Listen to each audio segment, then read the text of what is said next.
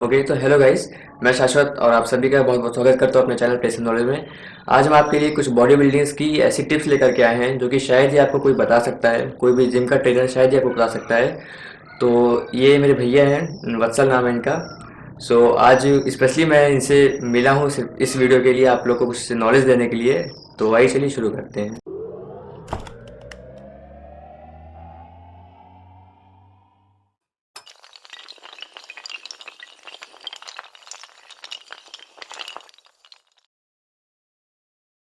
तो पहला क्वेश्चन कि आप बॉडी बिल्डिंग कब से आप कर रहे हैं? बॉडी बिल्डिंग मैंने शुरू किया है पिछले 2 साल से। Last 2 years when I was 18 until I'm 20। Okay, ठीक है। और क्या आपको आज तभी तक लगा कि बॉडी बिल्डिंग के लिए क्या चीज़ मतलब सबसे इम्पोर्टेंट होगी?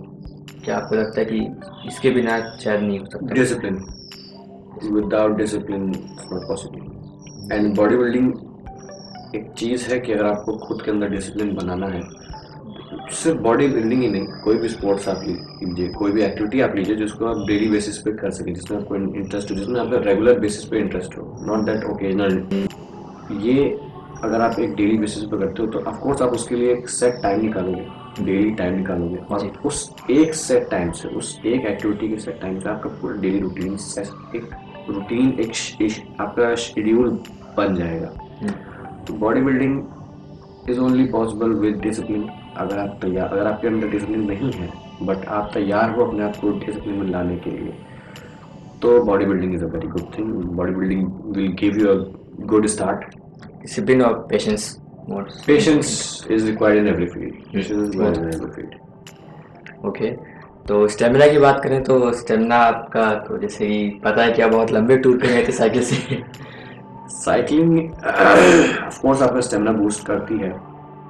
Cycling helps your lungs, lower body strengthen होती है, आपकी जॉइंट्स, आपकी बोन्स स्ट्रांग होती हैं, प्लस आपकी पूरी बॉडी की भी एक्सरसाइज होती है। अगर आप साइकिलिंग के बहुत सारे फायदे हैं और बहुत सारे यूजेस हैं इसके, जो कि अगर एक वीडियो उस पर बनाया जाए तो काफ़ी लंबा वीडियो हो जाएगा। हाँ। तो ठीक है, अपने नेक्स्ट क्वेश्चन की तरफ बढ़ते हैं। हाँ, तो नेक्स्ट क्वेश्चन ये है कि बेस्ट जिम कैसे चूज़ करें? क्योंकि बहुत से आजकल फ्रॉड्स हैं, बहुत से ऐसे जो जिम्स हैं, ट्रेनर्स हैं, बहुत फ्रॉड करते हैं। तो बेस्ट जिम कैसे चूज़ करें उसके लिए कुछ? बेस्ट जिम चूज करना है तो सबसे पहली चीज़ तो ये है कि आप उसका एनवायरनमेंट देखिए, अपनी आपकी रीच में हो। नॉट वेस्ट टाइम कि पता लगा आप शहर के एक कोने पे हो और आप दूसरे कोने पे जा रहे हो। No, don't do that, because diet एक ऐसी चीज़ जो कि आपको फॉलो करनी होती है विद इन टाइम, उसका टाइम लिमिट होता है। और जैसे कि फिर आपके इक्विपमेंट्स आते हैं, how much equip the gym is, उसका स्टाफ ओके। कितना इक्विपमेंट है। ट्रेनर, अगर आपको self knowledge, if you are a beginner you of course need a trainer, and at every level you need a trainer. ठीक है, जैसे कि पूरे एजुकेशन में टीचर की इम्पोर्टेंस होती है, from kindergarten till your post graduation you need a teacher जो आपको गाइड करे, जो आपको बताए, जो आपको एक्सप्लेन करे, जो आपकी प्रॉब्लम्स को सॉल्व करे। उसी तरह एक ट्रेनर की भी इम्पोर्टेंस होती है। Trainer motivates you while you are doing your set. तो ट्रेनर होना चाहिए। और जिम इक्विपमेंट आप देखिए कि वो बैलेंस्ड हो। बैलेंस जिम इक्विपमेंट मतलब कि जैसे आपका लैट ऊपर डाउन है तो उसका जो ग्रिप, आयरन ग्रिप होती है, वो ऊपर नीचे ना हो, एक हैवी एक मतलब कि सबसे उससे एकदम हल्का। बेस्ट होना चाहिए। हाँ, सब कुछ ब्रांडेड हो, ऑफ कोर्स हम्म। अगर पॉसिबल है ब्रांडेड हो, क्योंकि उसमें आपको सेंस ऑफ सिक्योरिटी मिलता है कि yes these equipments are good. ठीक है। तो सबसे एक जो मेरे साथ भी जो चीज़ हो चुकी है, तो उसके बारे में बात करते हैं कि जो जिम वाले होते हैं, जो ट्रेनर्स होते हैं, हम लोग के कैसे हम लोग को चीट करते हैं वो। हम लोग को कोई सप्लीमेंट के नाम से वो किस तरह से चीट कर सकते हैं, आप उससे कैसे अवेयर रहिए, बच के रहिए। तो उसके बारे में थोड़ा सा बात कर लेते हैं। तो आपकी किसमें क्या मतलब है? मेरी तो सबसे पहले तो ये रहा है कि सप्लीमेंट्स ना ही लिया जाए तो बेहतर है बिगिनिंग स्टेज में। तो बिगिनिंग स्टेज जो कि आप कुछ भी कर रहे हो, beginning stage is from 1 to first 5 years are the beginning stage. तो बिगिनिंग स्टेज में बिगिनर्स के लिए shortcuts, these are known as shortcuts, shortcuts नहीं अपने। because long cuts lead to success. हाँ, तो ये बहुत ही अच्छी चीज़ है कि बिगनर्स कम से कम 3 से 4 साल तो कोई 5 साल 5 साल किसी सप्लीमेंट का यूज़ कोई सप्लीमेंट ना लें, कोई भी एडिशनल प्रोडक्ट यूज ना करें, do not use any product. और बाकी आमतौर पर हर कोई बिजनेस करता है, तो जिम ओनर के लिए बहुत कम ऐसे जिम आपको मिलेंगे जो कि जिसका ओनर और ट्रेनर का जिम पैशन हो, ना कि ऑक्यूपेशन। ये सही है। आपको मेजॉरिटी में जिम प्रेजेंट टाइम में एज ऑक्यूपेशन मिल तो जाएगा, लेकिन एज पैशन मिलना बहुत मुश्किल है। And if you get gym as a passion, gym owner as well as trainer जिसका कि जिम पैशन हो, तो then you are very lucky. Yes. तो सप्लीमेंट्स मैं नहीं लेता हूँ, ना ही मेरा आगे कोई प्लान है लेने का। नेचुरल डाइट, सप्लीमेंट्स किस चीज़ से बनते हैं, मतलब what do they give in supplements? Protein आपको नेचुरल डाइट से भी मिल रहा है। आप उसकी क्वांटिटी इंक्रीज कीजिए अपने अकॉर्डिंग, अपनी एलर्जीज को ध्यान में रखते हुए डॉक्टर को कंसल्ट कीजिए। अपनी डाइट के लिए हमेशा डॉक्टर को कंसल्ट कीजिए। मोस्ट इम्पॉर्टेंट थिंग कि आप एक डॉक्टर को की सलाह लेकर ही जिम ज्वाइन करने भी जा रहे हैं तो ऑफ कोर्स बिल्कुल से डॉक्टर की सलाह लेनी चाहिए हम लोग को। First before doing any physical labour और physical activity, before moving your body, you should know about your body कि आपकी क्या शॉर्टकमिंग्स है, क्या एलर्जीज हैं, कौन सा आपकी बॉडी का वीक पार्ट है जिसको कि थोड़ा स्ट्रेंथन किया जाए बिफोर मोबिलाइजिंग इट। ठीक है, तो ऐसी चीज़ें हैं। और डॉक्टर को कंसल्ट करना, जो कि मोस्ट इग्नोर्ड फॉर्म है इंडिया में। 95% body builders I don't think कि डॉक्टर्स को कंसल्ट करते हैं मेरे हिसाब से। तो जी वो तो है। तो डॉक्टर को कंसल्ट करें अपनी डाइट के लिए प्लस अपने वर्कआउट के लिए भी। ओके, तो डाइट जो कि बहुत ही इम्पोर्टेंट रोल करता है किसी भी बॉडी बिल्डिंग में या फिर किसी भी चीज़ में, फैट लॉस में भी। तो डाइट के मतलब बारे में कि कैसी डाइट हम लें कि रिजल्ट थोड़ा सा जल्दी दिखने लगे। डाइट आपको diet is the main component in bodybuilding. Since we are talking about bodybuilding, let's keep it till bodybuilding. तो bodybuilding में तो उसके लिए डाइट स्पेशल होती है, हर चीज़ के लिए स्पेशल डाइट होती है। कटिंग फेज के लिए, बल्किंग फेज के लिए, फैट लॉस के लिए, हर चीज़ के लिए डाइट अलग होती है।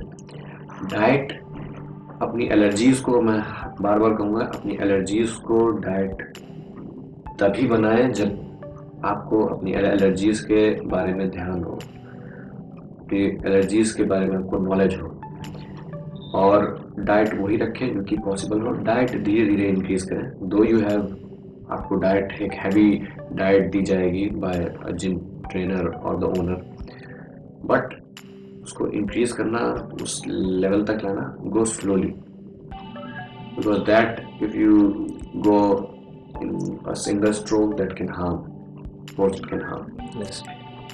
And do not include supplements again. Fuel is food here.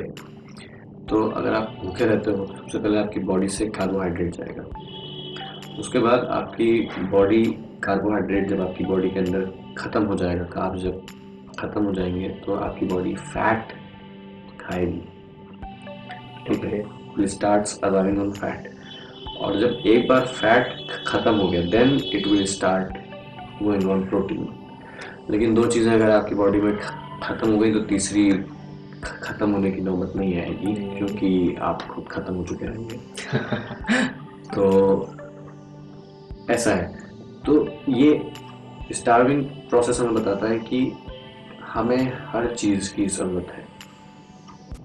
और जैसे अगर कोई नहीं है non vegetarian, Vidyut Jammwal is not non vegetarian, तो इससे बड़ा एग्जांपल आपके पास कुछ हो नहीं सकता है। ऑफ कोर्स, तो मैंने देखा है। एंड आई मस्ट से कि being a Vidyut Jammwal fan, I am admirer more than a fan, and he is my inspiration, source of inspiration. There are many inspirational people in this field, but तो ये बहुत अच्छी चीज़ है, because मैंने भी starting की थी बॉडी बिल्डिंग की, तो स्कूल और इसकी वजह से थोड़ा मैं कर नहीं पाया, मुझको छोड़ना पड़ गया। तो हम दोनों साथ में ही थे कुछ टाइम, शायद 2 या 3 महीना होंगे।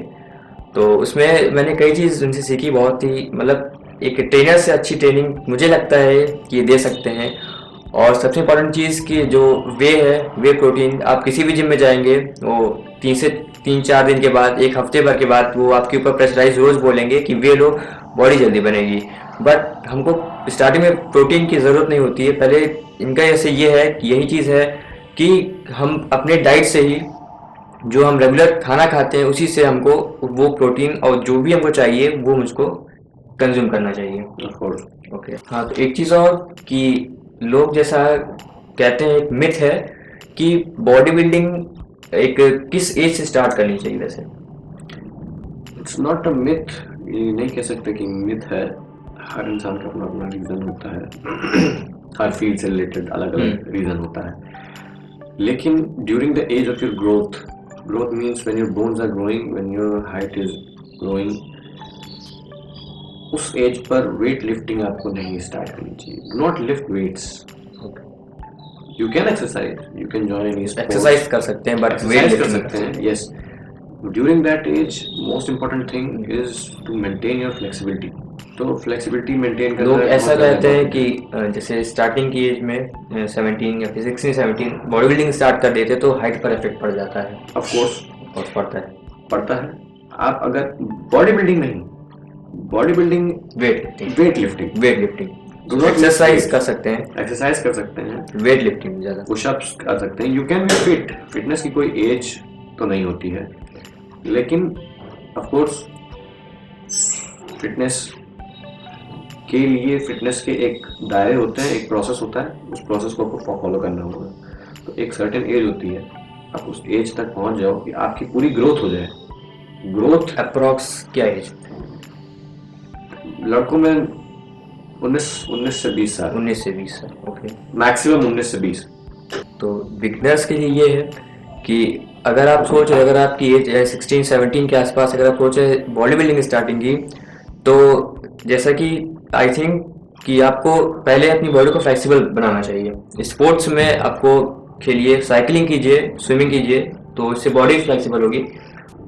और इसके ऊपर के जो लोग हैं जो बिगिन कर रहे हैं, जिनकी एज हो चुकी है, जो अपनी ग्रोथ अटेन कर ली है, उनका मोस्ट नेग्लेक्टेड स्टेप जो होता है बॉडी बिल्डिंग का, जो मोस्ट नेग्लेक्टेड स्टेप होता है वो होता है कि वो जिम में आते ही 1-2 हफ्ता उन्होंने वार्म अप किया, एक्सरसाइज की, उसके बाद वो वेट लिफ्टिंग स्टार्ट कर देते हैं, विच इज़ वेरी रॉन्ग। आप वेट तब तक मत उठाइए जब तक आप एक स्ट्रोक में 100 पुशअप्स ना कर लें। जब तक सबसे आप, पहले स्टेमिना होना चाहिए। ऑफ कोर्स, सबसे पहले आप बॉडी वेट एक्सरसाइज को प्रॉपरली कैरी कीजिए, उसमें अपने आप को अकम्प्लिश कीजिए, उसके बाद ही आप वेट उठाइए। ओके, ठीक है, तो थैंक यू। बहुत अच्छी नॉलेज दे दी है। मुझे नहीं लगता कि इससे बेस्ट नॉलेज कोई मुझको दे सकता है, आप लोग दे सकता है। तो इस वीडियो में इतना ही। तो देखने के लिए बहुत बहुत शुक्रिया। अगर आपने सब्सक्राइब नहीं किया तो प्लीज़ सब्सक्राइब कर दीजिए चैनल। ऐसे ही कुछ और भी इंटरेस्टिंग टॉपिक्स के ऊपर मैं वीडियोस प्लान कर रहा हूँ बनाने की, तो आपको भी जल्दी से मिल जाएगी। So thank you. Thank you. Thank you.